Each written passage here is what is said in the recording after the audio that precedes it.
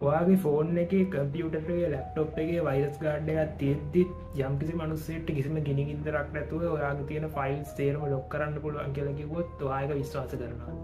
ඔව් එහෙම දේවල් කරන්න පුළුවන්. ඉතින් ළඟදී රේනෝල්ඩ් කියලා රැම්සෝවයර් එකක් ඇවිල්ලා තියෙනවා. මේ රැම්සෝවයර් එකෙන් වෙන්නේ මම ඔය කලින් කියපු දේම තමයි.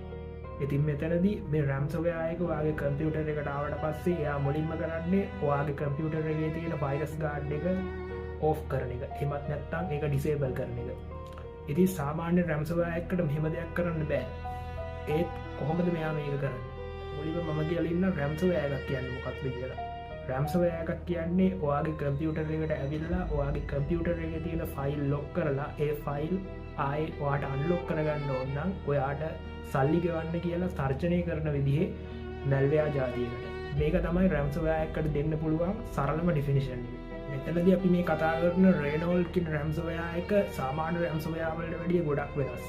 මොකද මෙයා ඔයාගේ කම්පියුටර් එකට ඇවිල්ලා මුලින්ම කරන්න ඔයාගේ වයිරස් ගාඩ් එක ඩිසේබල් කරන එක. ඉතින් කොහොමද මේ රේනෝල්ඩ් කියන රැම්සෝවයර් එක සාමාන්‍ය රැම්සෝවයර් කරන්නේ නැති මේ වයිරස් ගාඩ් ඩිසේබල් කරන වැඩේ කරන්නේ? ඉතින් මෙයා මුලින්ම කරන්නේ ඩිජිටල් සයින් කරපු එහෙමත් නැත්නම් Windows OS එකෙන් ප්‍රශ්නයක් නැහැ කියලා සහතික කරපු ඩ්‍රයිවර් එක පරණ version එකක් ඔයාගේ ලැප්ටොප් එකට හරි එහෙමත් නැත්නම් කම්පියුටර් එකට හරි ඩවුන්ලෝඩ් කරන එක.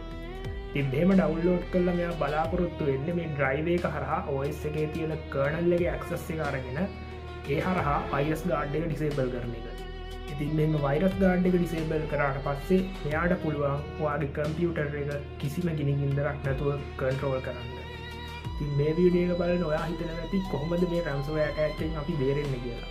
මේ රැම්සෝවයර් ඇටැක් එකෙන් බේරෙන්න ඔයාලට කරන්න තියෙන පළවෙනි දේ තමයි ඩිජිටල් සයින් නොකරපු ඩ්‍රයිවර්ස් ඔයාගේ කම්පියුටර් එකේ රන් වෙන්නේ නැති විදිහට හදාගන්න.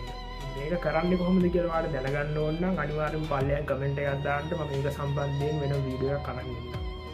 වගේම ඔයාගේ තියෙන අත්‍යවශ්‍ය ඩේටවල බැකප් එකක් තියාගෙන ඉන්නවනම් ඒකත් මේ වගේ රැම්සෝවයර් ඇටැක් එකක් ආවට පස්සේ ඔයාට වෙන හානිය ආයෙ රිකවර් කරගන්න ගොඩක්ම වටින ඔප්ෂන් එකක් වෙනවා.